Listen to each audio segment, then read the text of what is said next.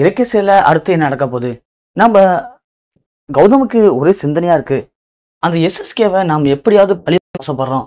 ஆனா அவன் நம்ம என்ன பண்ணாலும் ஒரு வார்த்தையில நம்மள அப்படியே ஆஃப் பண்ணிடுறான். நம்ம அப்பா பேர் தெரியாதவன் அப்பா பேர் தெரியாதுன்னு என்னை போட்டு டார்ச்சர் பண்றான். என் மண்டைக்குள்ளேயும் அதே ஞாபகம் ஓடிட்டு தான் இருக்கு. உண்மையாலுமே நம்ம அப்பா யார் தான்?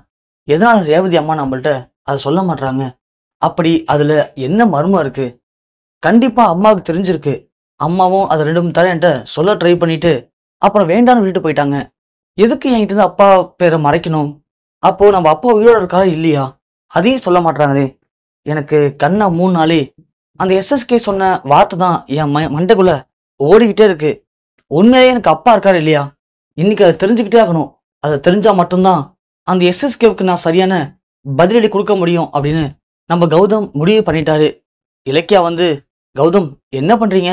ஏன் ஒரு மாரி உட்கார்ந்திருக்கீங்க? என்னாச்சு கௌதம் உங்களுக்கு? தலை எதுவும் வலிக்குதா? சொல்லுங்க கௌதம். நான் போயிட்டு டீ போட்டு எடுத்துட்டு வரவா?" "இல்ல இலக்கியா. எனக்கு தலை வலிக்குது தான்.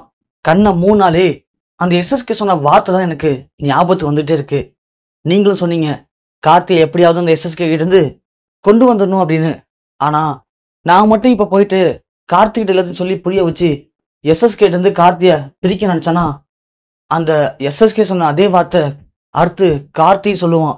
ஏன்னா, கார்த்தி இப்போ இருக்கிற மனநிலைமை அப்படி இருக்கு.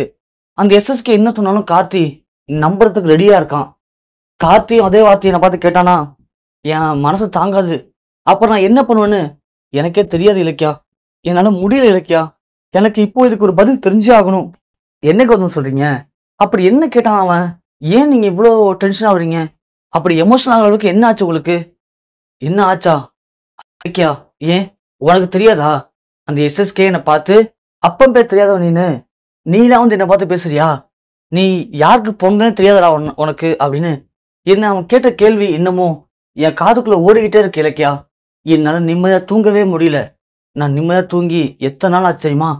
கண்ணை மூணுனாலே அந்த கார்த்தியை பத்தி நினைச்சாலும் சரி, இந்த எஸ்எஸ்கே சொன்ன வார்த்தை தான் எனக்கு ஞாபகத்துக்கு வருது. எனக்கு இப்போ எங்க அப்பா யாருங்கிற உண்மை தெரிஞ்சே ஆகணும். இல்ல இலக்கியா, ரேவதி அம்மா எதுக்கு என்கிட்ட மறைக்கிறாங்க?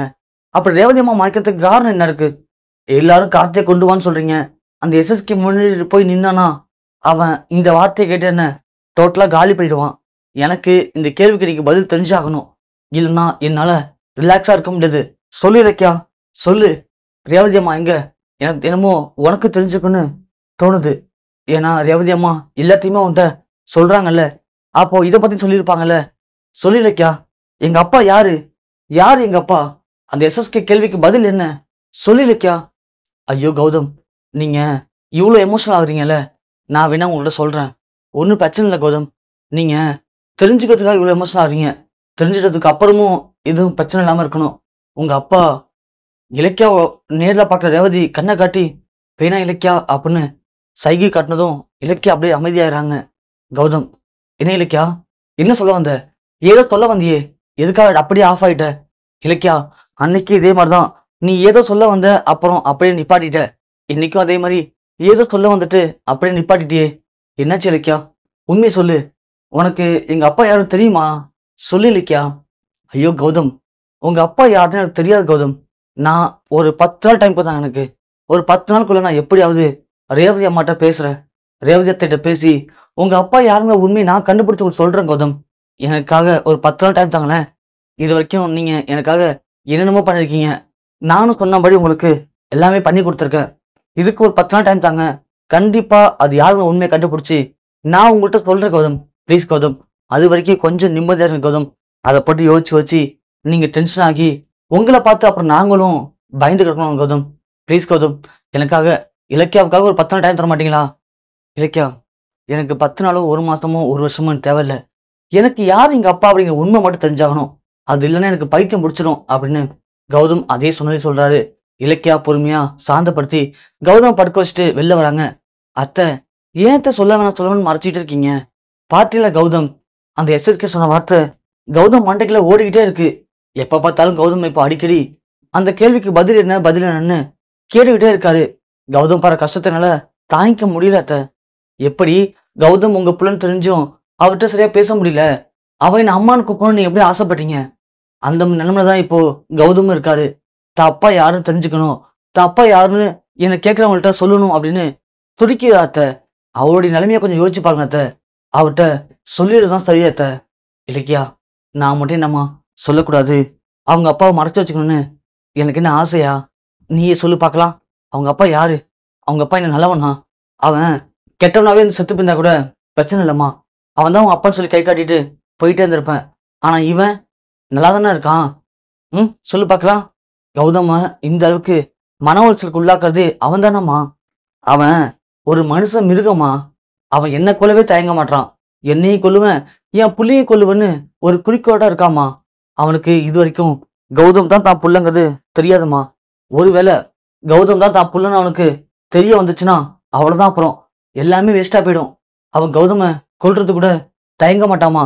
அவனால கௌதம் உயிருக்கு பெரிய ஆபத்து இருக்குமா இலக்கியா. அதனாலதான் சொல்றேன், இப்போதைக்கு கௌதமுக்கு அவங்க அப்பா யாருமே உண்மை தெரியக்கூடாது. அது வரைக்கும் நீ கொஞ்சம் பொறுமையா இருமா. அதுக்குள்ள என்னத்த பண்ண போறீங்க? சொல்லுங்க, என்ன பண்ண போறீங்க? அத்தை, நானும் உங்களை நோட் பண்ணதான் இருக்கேன் அத்தை. நீங்க ஏதோ தப்பு பண்ண போறீங்க. நீங்க ஃபர்ஸ்ட் அந்த எஸ்எஸ்கே ஆஃபீஸ் வேலை பார்க்கறது நெல்லுங்க போல. ஏன் இலக்கியா? எதுக்காகமா? எதுக்காகவா? ஏன் அத்தை நீங்க அங்கேயே வேலை பார்க்க ஆசைப்படுறீங்க? கௌதம் தான் இப்ப வந்துட்டார் ஜெயில இருந்து. இன்னமும் நீங்க அங்க இருக்கிறதுக்கான காரணம் என்னத்த? இல்ல இலக்கியா, இன்னும் நான் அங்க இருக்கிறதுக்கான காரணம் இருக்கு. நான் போன வேலை என்ன முடியலையே, அதனால பயப்படுறேன். நீங்க அந்த எஸ்எஸ்கே ஏதாவது பண்ண போன்னு சொல்லி பண்ண போய் நீங்க அவன்கிட்ட மாட்டிக்கிட்டீங்கன்னா உங்க உயிருக்கு ஆபத்து அப்படி முடிஞ்சு அத்தை. வேணாத்த, நான் சொல்றது கேளுங்க. கௌதமை பொறுத்த வரைக்கும் அப்பா யாருன்னே தெரியாது. அது அப்படியே இருந்துட்டு போட்டோம், பிரச்சனை இல்லை. ஆனா அம்மா நீங்கன்னு தெரிஞ்சு போச்சு. அந்த நேரத்துல உங்களுக்கு எதனா ஒன்னா கண்டிப்பா கௌதமால தாங்கிக்க முடியாது அத்தை. சொல்றத கேளுங்க அத்தை. ஏற்கனவே கௌதம் நீங்க இங்க வேலைக்கு போகக்கூடாதுன்னு ஸ்ட்ரிக்டா சொல்லிட்டாரு. நான் தான் உங்களுக்காக பேசி உங்களை அங்க இருக்கட்டும்னு சொல்லி வச்சிருக்கேன். உங்களுக்கு ஏதாவது ஆச்சுன்னா அப்புறம் அதுக்கு காரணம் நானும் ஒருத்தனா ஆயிடுவேன் அத்தை. அப்படி எதுனா ஆச்சுன்னா கண்டிப்பா கௌதம் என்ன மன்னிக்கவே மாட்டாரு. ப்ளீஸ் அத்தை, நான் சொல்றது கேளுங்க அத்தை. அந்த எஸ்எஸ்கேவோட எல்லா பாவத்துக்கும் தப்புக்கும் அந்த கடவுளா பார்த்து ஒரு தண்டனை கொடுப்பாரு அத்தை. நீங்க அவனுக்கு எதுவும் பண்ண வேணாம். ப்ளீஸ் அத்தை. என்ன இலக்கியா பேசுற? என்ன பேசுற? அவன் பண்ண பாவங்கள் கொஞ்சம் அஞ்சமா? அவன் எனக்கு பண்ண பாவத்துக்கும் துரோகத்துக்கும் கடவுள் தண்டனை கொடுப்பாருன்னு என்னால கை கட்டி வேடிக்கைலாம் பார்க்க முடியாது இலக்கியா. அவனுக்கு எனக்கு பண்ண துரோகத்துக்கு என் கையாலேயே அவனுக்கு தண்டனை கொடுக்கணும்.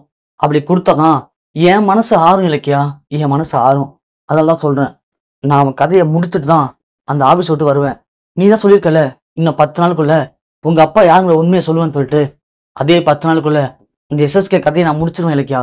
அதுக்கப்புறம் அவன் தான் உன் அப்பன்னு கௌதம்கிட்ட சொல்லலாம். கௌதம் என்ன வேலை முடிவு எடுத்துக்கிட்டோம். ஏன்னா கௌதமுக்கு அவன் தான் அப்பன்னு தெரியும் போது அவன் உயிரோட இருக்கக்கூடாது. அப்பதான் அவனால கௌதமுக்கு எந்த ஆபத்தும் இருக்காது இலக்கியா. என்னை விட்டுரு, என்னை மன்னிச்சிரு அப்படின்னு சொல்லிட்டு ரேவதி கிளம்பிடுறாங்க. இலக்கியாவுக்கு இப்போ என்ன பண்றதுன்னு ஒண்ணுமே புரியல. ரேவதி சைட்ல இருந்து பார்க்கும்போது அவங்க சொல்றது எல்லாமே சரிதான். ஆனா அதுக்காக அந்த எஸ்எஸ்கே எதனா பண்ண போய் ரேவதிக்கு எதனா ஆயிடுச்சாலும் சரி, ரேவதி போலீஸ்ல மாறிக்கிட்டாலும் அதுக்கப்புறம் கௌதம் ஆளுத்த அம்மாவை பார்க்க முடியாது, பேச முடியாது. கௌதம் கஷ்டப்படுவாரே, என்ன பண்றது? இப்போ கௌதமுக்கு அவங்க அப்பா யாரும் நிரூபிச்சு காட்டணும். இப்போ ரேவதியத்தை எஸ்எஸ்கே கொல்லப்போன்னு சொல்லி இவங்க ஒரு பக்கம் துடிச்சிட்டு இருக்காங்க. இந்த 2 பேரும் நான் எப்படி சமாதானப்படுத்த போறேன், சரிப்படுத்த போறேன் அப்படின்னு ஒண்ணுமே புரியலையே அப்படின்னு பயங்கர குழப்பத்தோட இலக்கியா அப்படியே உட்கார்ந்துருக்காங்க.